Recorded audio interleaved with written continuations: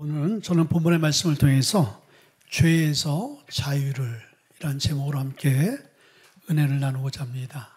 자, 우리가 설교하면서 요즘 세대 목사님들이 조금 부담스러워하는 그러한 제목들이 지옥, 그리고 심판, 그리고 죄, 그리고 헌신, 재물, 이렇다고 그러더라고요. 근데 여러분들, 이 모든 주제들이 너무나 중요한 성경의 메시지입니다. 우리가 이런 것들을 뒷전화하고 다른 것들을 우리가 중요하게 생각한다면 그건 신앙생활이 처음서부터 잘못되어진 것이죠. 그래서 오늘 좀 무거운 주제가 될 수 있지만은 너무나 중요한 주제가 되어지는 거예요.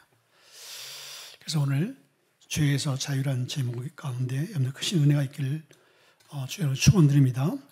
미국의 범죄학자 두 분이 있어요. 한 사람은 제임스 윌슨과 조지 켈링이라는 사람이 있는데, 이 사람이 1982년도에 깨어진 유리창의 원리, 그러한 논문을 썼어요. 근데 이것은 이제 사회 무질서와 범죄와 어떤 이제 연관이 있나라는 그런 논문인 거예요. 한 집에 창문에 유리창이 깨어져 있어요. 근데 그것을 주인이 방치해 두면은 그 집을 중심으로 해서 크고 작은 범죄들이 일어난다라는 거예요. 마치 여러분들 우리도 요즘엔 서울 시내에 이렇게 쓰레기통이 많지 않아요. 옛날에는 쓰레기통이 많았는데 뭘 마시고 커피를 마시고 좀 조용히 그걸 버리고 싶어도 버릴 데가 없잖아요. 길거리 지나가다 보면은 어느 집 앞에라든지 가게 앞에라든지 가로등 밑에라든지 쓰레기 봉투가 좀 이게 있거나 그러면은 사람은 심리적으로 거기에 자기가 갖고 있던 쓰레기를 버립니다. 그럼 쓰레기가 쌓여 있으면 지나가던 사람도 거기에 또 쓰레기를 버려요. 나중에 거기가 쓰레기장이 되는 경우를 보게 되거든요. 그럼 그런 일을 방치하기 위해서는 어떻게 돼요? 쓰레기를 누가 버리면 빨리 치워야 되는 거예요. 깨어진 유리창이 있게 되어지면은 그 깨어진 유리창 때문에 작은 범죄들이 일어나는 심리적인 요소를 막기 위해서는 그 유리창을 빨리 보수해야 된다라는 거예요. 자, 이 말은 우리의 신앙생활 가운데 적용하게 되어지면 우리의 신앙생활도요, 우리가 크고 작은 아주 작은 죄를 방치해 두게 되어지면 그것이 큰 죄가 들어오게 되어지는 통로의 역할을 한다라는 거예요. 그래서 죄는 모양이라도 버리라고 성경은 말씀해 주고 있어요. 근데 죄가 우리의 삶 가운데 미치는 영향은요, 너무나 중요한 거예요. 신앙생활하지 않는 사람들은 작은 죄는 죄로 생각하지 않고 큰 죄, 사람을 죽이거나 도둑질하거나 남을 해하거나 이런 것들을 죄라고 생각하고 아주 작은 것들은 죄로 생각도 안 해요. 근데 성경은 그렇게 얘기하지 있지 않거든요. 죄는 모든 불행의 시작인 거예요. 아담과 하와가 에덴 동산을 다 상실해버리고 인류가 죄로 멸망할 수밖에 없는 그런 상황을 만들어 놨잖아요. 작은 불순종의 죄가 영원한 죽음이라는 심판을 가져오게 되어졌어요. 그래서 우리의 신앙생활 가운데 죄에 막혀있는 것들 때문에 하나님과 우리의 관계가 소통이 되어지지 못하고 하나님이 우리에게 주시고자 하는 하나님의 은혜를 우리가 담지 못하는 그러한 막혀있는 통로의 신앙생활을 할 수밖에 없는 거예요. 그러다 보니까 우리 안에 기쁨과 감사와 감격이 사라져버리는 것이죠. 자, 오늘 그러한 죄 가운데 빠졌다가 회개를 통하여 하나님의 은혜를 다시 한번 회복받은 사람이 있어요. 다윗이죠. 다윗은 성경에 신구약을 막론하고 정말 800번 이상 거론되어지는 아주 훌륭한 왕인 거예요. 지금도 유대인들은 다윗의 별이 이스라엘 국기의 가운데 있잖아요. 이게 다윗의 별이거든요. 그러니까 이스라엘을 상징하는 것은 다윗을 상징한다 해도 과언이 아닐 정도로 이 다윗을 그만큼 지금도 존경해요. 전에도 후에도 다윗 같은 왕은 없는 거예요. 다윗은 하나님을 사랑했잖아요. 시편의 많은 시들이 다윗의 하나님을 사랑하는 고백의 시로 되어 있습니다. 그리고 다윗은 하나님의 성전을 사모해서 성전 짓기를 준비하고 자기 세대는 그걸 짓지 못했지만은 다음 세대 솔로몬이 그것을 지을 수 있도록 하나님의 성전에 대한 마음이 컸어요. 하나님 얼마나 찬양했는지 자기의 바지가 옷이 벗겨질 정도로 하나님을 찬양하는 그러한 왕이었습니다. 그리고 골리앗을 물리쳐서 국가의 영웅이 됐지만 그것을 시기한 자기 장차 이 장이 되어질 사울이 10년이나 오랜 기간 동안 다윗을 추적하며 죽이려고 그랬잖아요. 근데 다윗은 그런 사울을 죽일 수 있는 기회가 있는데 안 죽였잖아요. 그리고 사울을 원망하지 않았잖아요. 그리고 용서했잖아요. 참 훌륭한 사람이에요. 근데 그렇게 하나님을 사랑하고 하나님의 뜻대로 살고 주님을 찬양했던 이 다윗이 시편 51편 오늘 보게 되어지면요, 하나님의 범죄에서 회개하는 참회 시의 고백이 있어요. 오늘 이 시편 51편을 우리가 이해하기 위해서는 제가 1부 때 열왕기하라고 자꾸 얘기했는데 잘 알아들으셔야 돼요. 사무엘 하 11장 12장에 이 시편 51편에 배경이 나와 있어요. 그래서 사무엘하 11장 말씀 보게 되어지면은 이 전쟁 가운데 이 다윗이 전쟁에 나가야 되는 거예요. 근데 나가지 아니하고 신하들을 보내고 요압 장군을 보내서 전쟁을 치르게 하고 자기는 왕궁에서 밤에 거리다가 누굴 봐요? 밧세바를 보게 되어지고 그 밧세바의 그 미모에 반하잖아요. 그 유혹에 빠집니다. 그리고 밧세바가 누구의 남편인가 봤더니 아내인가 봤더니 이 우리야, 다윗의 정말 충신 오른팔 같은 장군이었어요. 그래서 이 밧세바를 자기 아내로 취하기 위해서 이 우리야를 최전방에 작전에 투입시키고 그리고 군사들은 빠지도록 해서 죽게 만드는 거예요. 계획적인 살인이죠. 그리고 이 밧세바를 자기의 아내로 합법적으로 그 당시 왕이니까 왕의 권세로 아내를 취했죠. 그리고 행복한 시간을 보낼 줄 알았는데 어느 날 나단 선지자가 자기 앞에 나타나는 거예요. 이게 사무엘하 그게 12장의 이야기예요. 나단 선지자가 그런 얘기를 해요. 어느 부잣집에 암양과 소가 많은 그 부자가 있었어요. 근데 그 부잣집에 한 손님이 찾아와서 그 손님을 대접하려고 하는데 자기의 많은 양과 소를 잡아서 대접하자니 아까워. 근데 자기 동네에 힘없고 약한 암양 한 마리가 있는데 그 암양이 얼마나 귀한지 같이 먹고 자고 자기 딸같이 지낸 그 암양이라고 얘기했어요. 힘없고 가난한 그 사람의 암양을 뺏어가지고 그것을 잡아서 자기의 친구에게 대접했다라는 거예요. 다윗이 그 얘기를 듣고 그놈이 누구냐? 그놈은 죽어 마땅한 놈이고 그놈은 그 가난한 사람에게 4배를 갚아야 된다. 그랬더니 나단 선지자가 그놈이 바로 너다. 그 얘기를 딱 듣는 순간 자기가 우리야의 그 약한 우리야를 아내를 취해서 자기 아내로 삼은 그 사건이 딱 떠오르면서 이 다윗이 회개를 하는 거예요. 그 시가 오늘 시편 51편의 내용인 거예요. 다윗은 왜 다윗이 오늘날도 다윗 하냐면요, 그 당시 나단 선지자가 그런 이야기를 했을 때 이 다윗은 왕이잖아요. 왕. 이 시대는 왕정 시대라면 왕이 최고인 거예요. 교만한 왕은 하나님보다 자기가 더 위대한 권력을 가진 자로 생각하고 착각한단 말이에요. 그럼 나단 선지자가 그 얘기를 했을 때 너 이따 물어. 너 어디라고 감히 그런 이야기를 해. 그건 내 권한이고 그건 내가 그렇게 할 수 있는 거야 하고 목을 칠 수도 있는 거야. 그래서 완전 범죄를 만들어버릴 수도 있는 거예요. 그러나 다윗은 자기가 지금 이 자리에 있게 되어진 것은 하나님의 전적인 은혜인 것을 알았기에 자기를 세우신 이도 하나님이고 자기의 범죄로 인해서 자기가 그 자리에서 추방될 수 있는 것도 하나님이 하실 거라는 것을 믿었기에 그 하나님 앞에 무릎 꿇고 자복하며 나가는 귀한 오늘 모습을 보게 되어지는 거예요. 오늘 이 모습을 통해서 우리가 하나님께서 우리에게 허락하시고자 하는 많은 은혜와 축복과 회복이 있는데 우리가 하나님 앞에 범죄한 것이 있어서 그 하나님의 은혜와 축복을 우리가 누리지 못하는 자가 되어진다면 하나님이 우리에게 이 다윗의 사건을 통해서 너희들도 깨닫고 고백하고 결단하여서 주님이 준비한 모든 은혜의 축복의 주인공이 되어지기를 원하는 메시지로 받으시길 주님을 축원드립니다. 첫째는요, 회개할 수 있는 것은 하나님의 은혜인 것을 말하고 있는 거예요.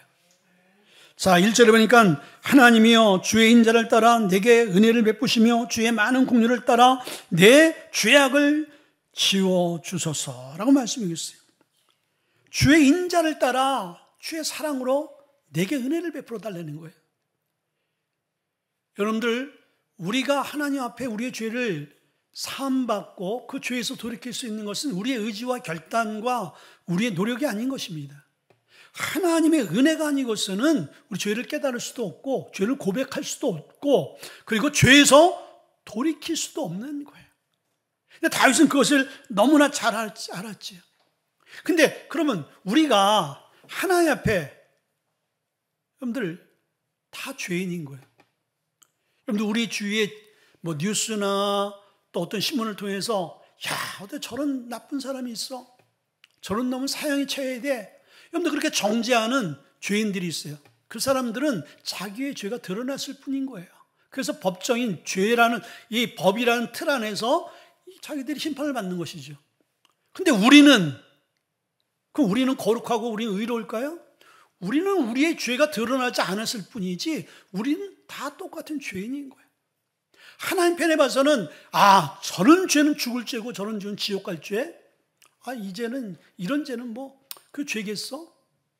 그건 우리 생각인 거예요. 하나님의 관점에서는 거짓말도 살인 이상의 죄가 될 수 있는 거예요. 다 죄인이단 말이죠. 그러면 우리가 드러나지 않는 죄인으로서 살아가는데 우리 죄가 인간에게 드러나지 않았다고 해서 우리는 별 문제가 없는 건가? 그렇지. 내 죄가 이렇게 큰 죄가 아니니까 하나님이 아무 문제 없도록 이렇게 살게 하시는 거지. 여러분, 그것은 아무 문제가 없어서 우리가 존재하는 것이 아니라 그것이 바로 하나님의 긍휼인 거예요. 하나님의 자비인 거예요. 우리가 죄가 있음에도 불구하고 허물이 있음에도 불구하고 심판받아에도 불구하고 그럼에도 불구하고 우리가 하나님 앞에 나올 수 있는 은혜를 주셨고 그리고 하나님은 우리를 기회를 주신 거예요. 그러나 그 기회는 오래가지 않는 거예요. 내 평생에 내가 하나님 앞에 죄를 졌는데 내 이 땅에 살아가면서 그 죄에 대한 심판을 받지 못했다? 그건 더 무서운 거예요. 그건 내가 그 기회를 붙들지 못했기 때문에 하나님 앞에 섰을 때 그는 심판대 앞에서의 우리가 심판을 받을 수밖에 없는 거예요. 근데 우리가 이 땅에 살아가면서 어떤 계기와 상황을 통해서 오늘 다윗과 같이 나단 선지자의 말씀을 통해서 바로 깨닫고 통해 자복할 수 있는 것은 인간의 힘이 아니라 하나님이 은혜를 주셔야 됩니다. 아멘. 여러분들, 우리는 하나님 앞에 죄 짓는 것에 대해서 너무나 우리는 그냥 가볍게 생각한다는 것이죠. 우리가 신앙생활하면서 여러분들 우리가 예수님 안에 거하게 되어지고 건강한 신앙생활하게 되어지면 우리 안에 주님이 주시는 감격과 감동과 기쁨과 자유함이 있거든요. 근데 우리를 붙들고 있는 건 두려움과 근심과 그리고 낙심, 절망 이런 것들이 우리를 꽉 사로잡고 있다라면은 우리 자신을 뒤돌아봐야 돼요. 왜 우리의 삶 가운데 그런 것들이 얼씬거려서 우리를 붙들고 우리와 동행하고 있는가? 분명히 주님이 우리의 삶 가운데 찾아오시게 되어지면 그 십자가의 은혜로 우리 안에 자유함이 있고 구속함이 있단 말이죠. 근데 그 중심에는 뭐가 있냐? 죄가 있는 거예요. 그래서 베드로가 성령의 충만을 받고 나가 유대인들에게 복음을 전하게 되어질 때 그 복음을 들은 바리새인들과 종교 지도자들과 백성들이 형제여 어찌할꼬 하고 베드로 앞에 주님의 사도들 앞에 나오게 되어질 때 베드로가 얘기를 해요. 너희는 각각 예수 그리스도의 이름으로 세례를 받고 침례를 받고 죄 사함을 받고 성령을 선물로 받으라. 아멘. 죄 사함을 받게 되어질 때 성령이 임하게 되어지고, 성령이 임함으로 말미암아 우리 안에 자유함이 있게 되어지고 평화가 임하게 되어진다라는 거예요. 그래서 이 다윗은 하나님 앞에 회개할 수 있는 것, 죄 사함 받을 수 있는 것, 이것이 얼마나 큰 은혜인지 그는 오늘 시편 32편 1절에 이렇게 고백해 주겠어요. 허물의 사함을 받고 그 죄의 가리움을 받는 자는 복이 있도다. 아멘. 죄가 가리움을 받는다는 거예요. 가리움을 받는다는 건 뭐예요? 안 보겠다라는 거예요. 안 보겠다고. 우리가 끔찍한 일을 우리가 앞에서 현장에서 목격할 때 고개를 돌리거나 눈을 감지 않아요. 그것을 내가 안 보겠다라는 거예요. 하나님께서 이 다윗의 죄를 그렇게 네가 지금 죄를 짓고 네가 죄를 졌지만은 내가 그거 안 보겠어.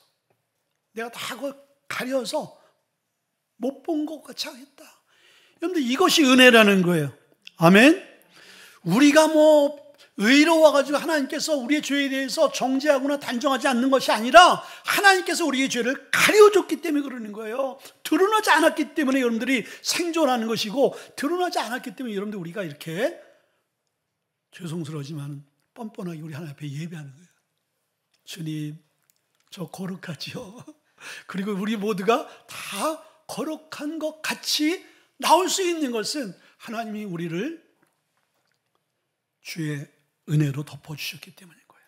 자, 그러면은 우리가 그런 덮어주시는 하나님의 은혜 앞에 우리가 나가 회개할 수 있는 것. 그래서 하나님 우리의 허물과 죄를, 그래서 이 죄로 인해서 단절되어진 모든 것들을 하나님 회복시켜 주옵소서라고 기도해야 되는 거예요.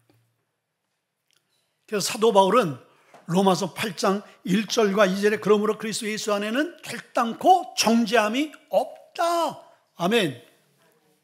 왜 그렇습니까? 이는 성령의 생명의 법이 죄와 사망의 법에서 너를 자유케 했다. 아멘. 우리가 주님 앞에 하나님 용서해 주세요. 하나님 다시는 내가 주님의 자녀답지 않게 살아가는 모습이 되질 않기를 원합니다라고 주의 십자가 앞에 주의 그 사죄의 은총을 구하며 내가 죄인 것을 고백하고 인정하고 내가 그렇게 살지 않기를 원합니다라고 주님 앞에 나가게 되어지면은 오늘 십자가의 은혜로 우리를 어떻게 하신다? 자유케 하신다라는 거예요. 회복시켜 주신다라는 거예요.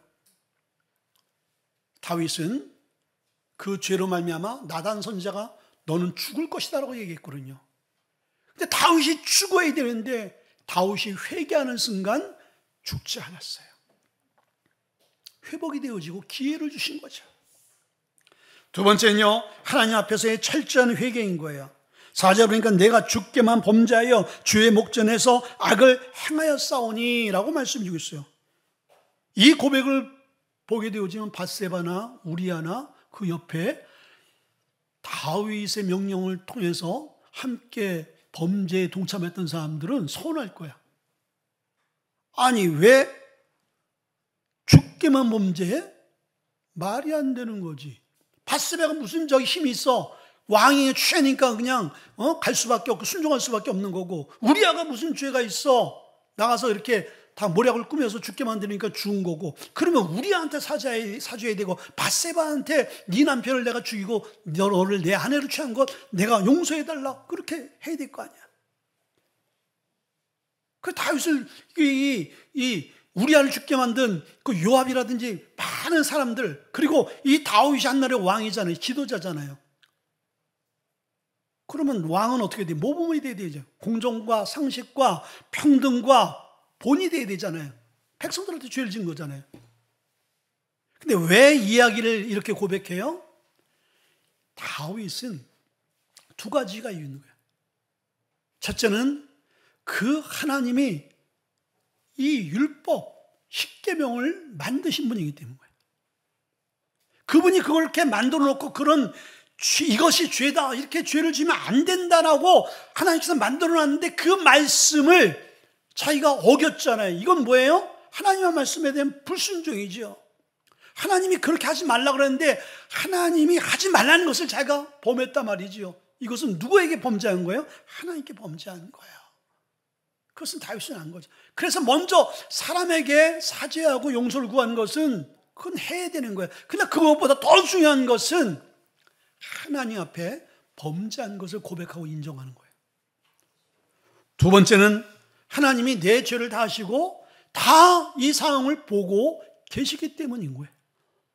부인도 부정도 할 수 없는 그 하나님 앞에 자기가 범죄한 것을 고백하는 것이죠. 그때는 죄의 눈에 가리워져서 하나님도 의식을 못하고 하나님도 의식을 안 했는데 내가 이제 하나님의 은혜로 그 죄의 비늘이 벗어지다 보니까 이제 지각이 알게 되어지니까 하나님 그때 보고 계셨지. 하나님 그거 다 알고 계셨지. 그럼에도 불구하고 하나님 나에게 기회를 주신 것, 하나님 나에게 용서해 주신 것, 이거 너무 감사하지. 이걸 알게 되어진 거예요. 여러분들, 그래서 우리가 죄를 회개해야 될 이유가 여기 있는 거예요. 아내는 안 보고, 남편은 안 보고, 자식은 안 보고, 가족은 안 보고, 성도는 안 볼지라도 누가 봐요? 하나님이 보고 하나님이 알고 계시기 때문에. 그러니까 우리가 그 하나님 앞에 범죄하고 있기 때문에 그것을 우리가 인식하는 사람은 요셉이 될 수 있어요. 요셉은 어떤 유혹이 올지라도 하나님이 보고 계시다. 요셉 같은 신앙이 없으면 아무도 보는 사람이 없어. 그러니까 어떻게 돼? 범죄해도 괜찮지. 완전 범죄야. 완전 범죄일까요? 하나님이 보고 계신데. 인간은 심판을 못할지라도 하나님은 마지막 때 그것을 계산한단 말이에요. 심판하신단 말이에요. 그러니까 우리의 신앙이 항상 하나님 앞에서의 신앙이 되어야 되는 거예요. 근데 이게 무감각해지면 영적인 한센병, 나병이 되는 거예요. 문둥병이 되는 거예요. 그런데 문둥병자의 특징이 뭐예요? 손가락이 썩어 문드러져 마디마디 떨어져 나가요. 귀가 떨어져, 코가 떨어져 나가요. 이 손이 뜨거운 화로에 뒤어도 이게 감각이 없어요. 손이 다 들어가고 있는데 왜 그렇습니까? 신경이 다 죽은 거예요. 죄가 우리를 장악하게 되어지면요, 영성이 다 죽어 무뎌져 버리는 거예요.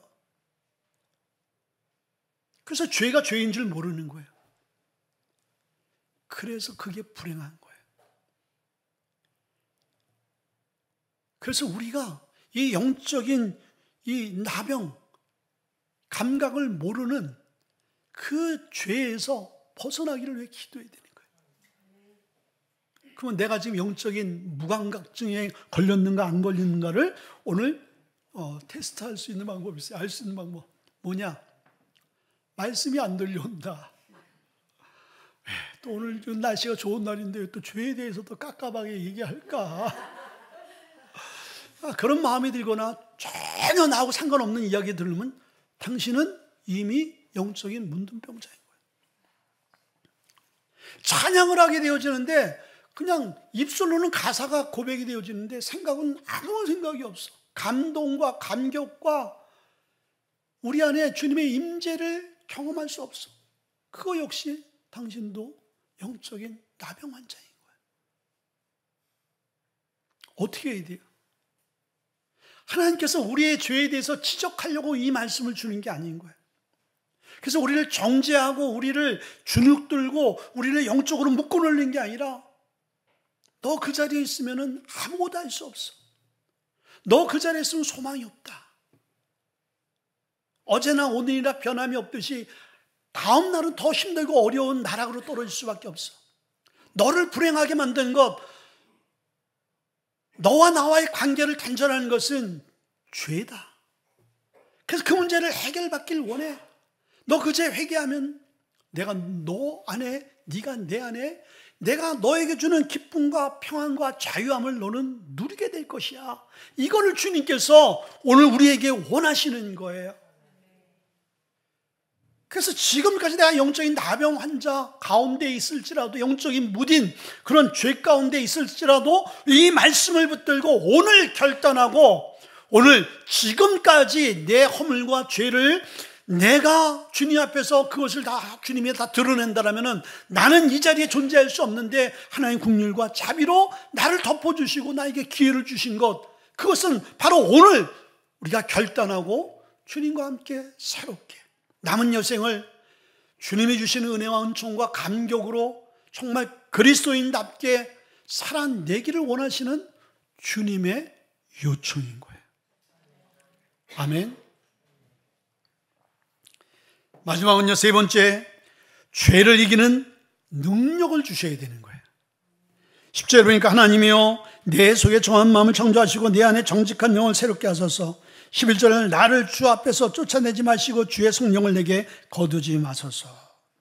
자, 오늘 10절과 11절의 말씀은 다윗이 마음에 두려움이 있는 거예요.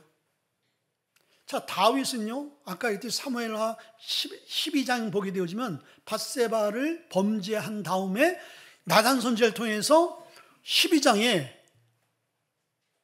그 죄에 대한 형벌을 얘기해요. 너의 집안에 이 칼부림이 끊이지 않을 것이다. 칼부림이 일어날 것이다. 이 형제간에 죽고 죽이는, 근데 그 일이 생겼잖아요. 예. 그리고 이제 네가 네 가정이 풍지박산이 될 거야. 가정의 질서가 깨질 것을 얘기해 주고 있어요. 그리고 이제 다윗이 쿠데타를 통해서 아주 처량한 신세가 될 것을 얘기하고 있어요. 그리고 마지막 세 번째는요, 밧세바를 통해서 난 자식을 하나님께서 거둬갈 것을 얘기하고 있어요. 그대로 다 이루어지잖아요. 다윗이 그 얘기 들었을 때 내 가정, 내 사랑하는 자녀들이 서로 죽이고 죽고 싸우는 그 생각하면 얼마나 하늘이 무너지잖아요. 그리고 이제 왕권에서 이제 맨발로 도망갈 수밖에 없는 그런 쿠데타가 일어난다? 이거 기가 막힌 거야. 그리고 자기가 그렇게 사랑한 밧세바를 통해서 난 자식을 하나님께서 거둬가겠다? 그러면 다윗이 이 시간 기도해야 될 것은 뭐 성령을 거두지 마옵소서, 뭐 나를 내쫓지 마옵소서, 이거보다 먼저 기도해야 될 게 뭐냐면은 하나님 우리 가정 구원해 주세요. 하나님 내가 내 왕권 한 번만 더 기회 주세요. 왕권 제대로 왕다운 왕으로 살겠습니다. 뭐 그리고 그 어린 생명이 무슨 죄가 있겠습니까? 하나님 살려주세요. 이렇게 기도해야 될 텐데 다윗은 그것은 이미 뒷전인 거야. 더 중요한 것은 하나님 내 안에 정직한 영을 주시고 새 마음을 부어주셔서 하나님 내가 회복되어질 수 있도록 인도해달라고 기도하고 있으면서, 그리고 나를 죄전에서 죄 관계 안에서 쫓아내지 말라고. 다윗은 그게 더 두렵고 그게 더 절망적인 거였어요. 근데 여러분들 우리는 뭐가 지금 절망적인 거예요? 여러분들 우리의 절망은요 지금 돈 없는 게 절망이고, 우리의 절망은 아이들이 잘 안 되는 게 절망이고, 우리의 절망은 좀 건강하지 못한 게 절망이고, 우리의 절망은 지금 오늘보다 내일이 더 잘 될 텐데 그게 안 되어지는 게 절망이야. 그리고 우리 안에 하나님과 나와의 관계 안에서 이루어져야 될 그 관계는 이미 우리의 마음과 관심 안에는 없어. 근데 다윗은 안 그랬단 말이죠. 가장 중요한 것은 인간의 생사화복을 주관하신 그 하나님, 그 하나님과의 관계가 단절되어지는 것은 영원한 형벌, 영원한 지옥을 의미하는 거예요. 영원한 버림받는 걸 의미하는 거예요. 여태까지 하나님 은혜로 잘 살아왔는데 자기의 범죄를 통해서 이제는 영원한 지옥 가운데 빠진다? 상상할 수도 없는 거야. 그 고통은 영원한 고통이기 때문에 그것을 감당해낼 자신이 없는 거죠. 그리고 자신이 이제는 하나님의 부름받은, 하나님이 신뢰하고 하나님이 사랑하는 종이 되어졌는데 그 사랑과 기대에 자기는 다시 한번 하나님을 기쁘게 하는 종이 되고 싶은 거야. 그래서 여러분들 오늘 부른 예수님이 우리의 산소망이죠. 산소망. 여러분들 우리의 산소망이 뭐예요? 살아있는 소망이 뭐냐 이거예요. 산소망이라는 것은 죽은 소망도 있다라는 거야. 근데 우리가 예수님을 우리의 산소망으로 품지 않는 그 모든 것들은 실제적으로 다 죽은 소망인 거예요. 예수님만이 우리의 산 소망이 되세요. 아멘. 예수님만이 우리를 새롭게 할 수가 있고, 예수님만이 우리의 인생을 바꾸는 수가 있고, 예수님만이 우리에게 기회를 줄 수 있는 분이고, 예수님만이 우리를 완전한 하나님의 은혜와 축복으로 인도해낼 수 있어요. 근데 우리는 그 예수님은 뒷전에 두고 이 땅에 소망만 붙들고 나가는 그런 어리석은, 그래서 죄를 우리가 밥 먹듯이 숨 쉬듯이 죄를 지면서 그 죄가 죄인 줄 모르고 살아가는 우리의 인생이었는데, 하나님은 그러한 인생, 저주받은 인생을 한 번도 하나님께서 우리에게 환난과 고난과 고통을 통해서 다루지 않은 것, 그게 은혜인 거예요. 그런데 우리의 인생이 내가 과거에 지은 죄, 지금 죄를 짓고 있고 더한 죄를 앞으로 짓고 있는데도 하나님이 내 인생 가운데 개입하지 않고 간섭하지 않는다? 그건 죄송하지만 그 사람은 이미 버림받은 사람이야. 그 사람은. 그건 하나님과 상관없는 사람이야. 여러분의 자녀가 여러분의 그 기대에 벗어나서 정말 사회적으로, 윤리적으로, 도덕적으로 범죄하고 있어. 어떻게 해요? 두들겨 패서라도 그 자녀는 어떻게든지 교화시키고 바꿔놓으려고 몸부림쓰고 애쓰지 않겠어요? 때리기도 하고, 뭐 훈계도 해보고, 달래보기도 하고, 뭐 칭찬해보기도 하고, 그러지 않겠습니까? 근데 내 자식이 그러지 않으면은, 여러분 그 자식이 뭘 하든 무슨 관심이 있어? 관심이 없는 거지. 내가 여전히 하나님 뜻대로 살지 않는데도 내 삶은 평안하고 문제가 없다라는 것은 그건 불행이고 저주인 거예요. 그런데 내 인생 가운데 내가 과거같이 살아왔는데 지금 이 삶 가운데 야곱같이 세겜에서 그 가정이 몰살할 수밖에 없는 그런 상황을 하나님께 만드셔서 이 세겜에 있던 타락한 이 야곱과 야곱의 가정을 베델로 하나님께서 바꿔놓아서 불렀다라는 것은 이게 이 가정의 불행이 아닌 거예요. 이건 하나님의 회복의 시작인 거예요. 여러분 삶 가운데 육체적으로, 관계적으로, 환경과 상황을 통해서, 어떤 사건을 통해서 여러분이 지금 어려운 가운데 있다면 그것은 하나님의 콜링인 거예요. 하나님이 부르시는 거예요. 그 자리에서 스톱해라. 다윗은 밧세바 사건 이전에 다윗이 범죄한 게 없을까요? 다윗은 완전했을까요? 이 밧세바의 사건을 통해서 다윗은 어느 정도 우리가 알 수 있는 거예요. 다윗도 하나님 앞에 죄인인 거예요.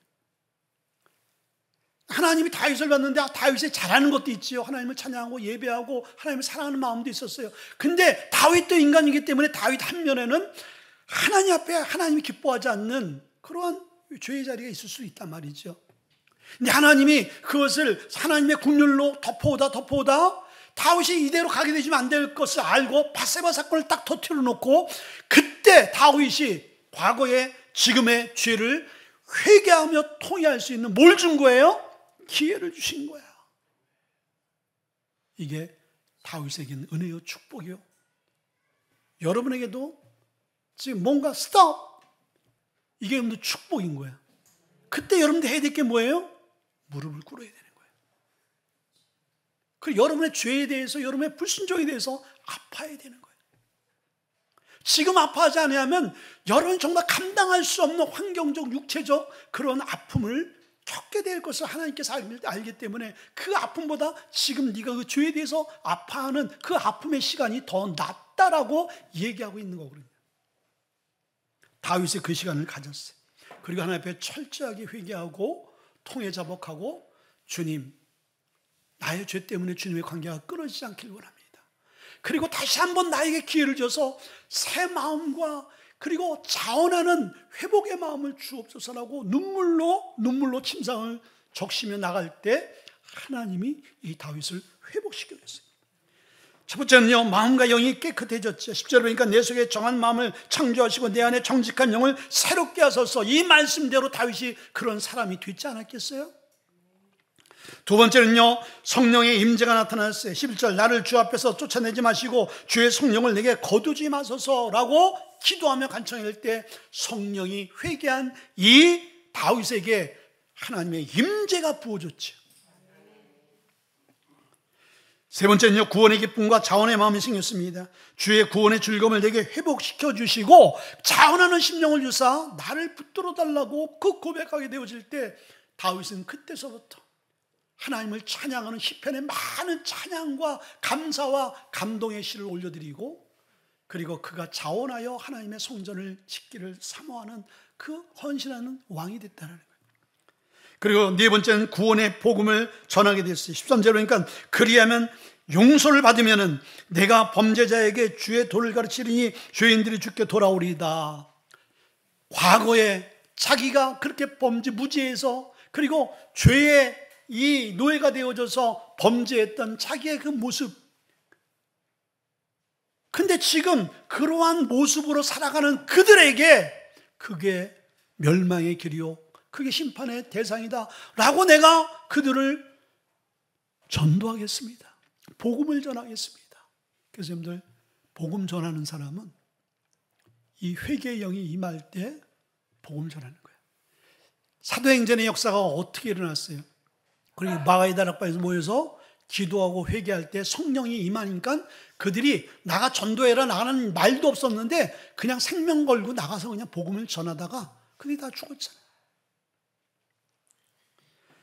마지막 다섯 번째는요, 주님의 은혜를 찬송하게 됐어요. 14절 보니까 내 여가 주의 의를 높이 노래하리이다. 15절에 내 입이 주를 찬송하며 전파하리이다. 하나님은 영이시니 우리가 진정과 신령으로 예배할 것이라고 얘기해 주고 있어요. 하나님 우리를 창조하신 목적은 우리를 통해서 예배를 받으시길 원하는 거예요. 자, 그런데 사단은 우리의 궁극적인 목적이 하나님을 찬양하고 예배하기 위해서 우리가 부름을 받았는데, 죄는 하나님을 예배할 수 없는 결점을 만드는 거예요. 하나님 댁에 예배할 수 있는 감격과 감동이 우리 안에 죄가 없애버리는 거예요. 그러니까 찬양을 하더라도 말씀을 들어도 감격과 감동과 깨달음이 없는 거예요. 왜? 죄를 안고 있기 때문에. 죄가 우리를, 하나님의 말씀을 막는 방탄조끼 같은 역할을 하는 거예요. 하나님의 말씀이 뚫고 가지 못하는 거예요. 뚫고 가지 못하는 것이 아니라 뚫고 가지 않는 거예요, 하나님은. 그런데 죄를 회개하게 되어지니까 그의 입술과 영혼이 하나님을 진정과 신령으로 찬양하며 감격하며 감사하며 두 손 들고 하나님을 찬양하며 눈물로 주님을 찬양하고 예배하는 예배자가 되어지는 거예요. 여러분들은 어떤 예배자세요? 그래서 죄에서 자유를 얻어야 될 이유가 여기 있는 거예요. 모든 신앙의 회복이 어디에서 일어나는 거예요? 회개에서 일어나는 거예요. 회개가 어렵냐? 어려울 수도 있고 어렵지 않을 수도 있어요. 회개의 첫걸음은 뭐냐? 주님 앞에 무릎으로 나가는 거예요. 아멘. 무릎 꿇는 거예요. 그리고 나의 죄를 보게 해달라고 기도하는 거예요. 그리고 나의 죄를 용서해달라고 간구하는 거예요. 그래서 여러분 삶 가운데 다윗의 회복이 일어나길 주의 이름으로 축원드립니다. 우리 한번 기도하겠습니다. 하나님 맞습니다.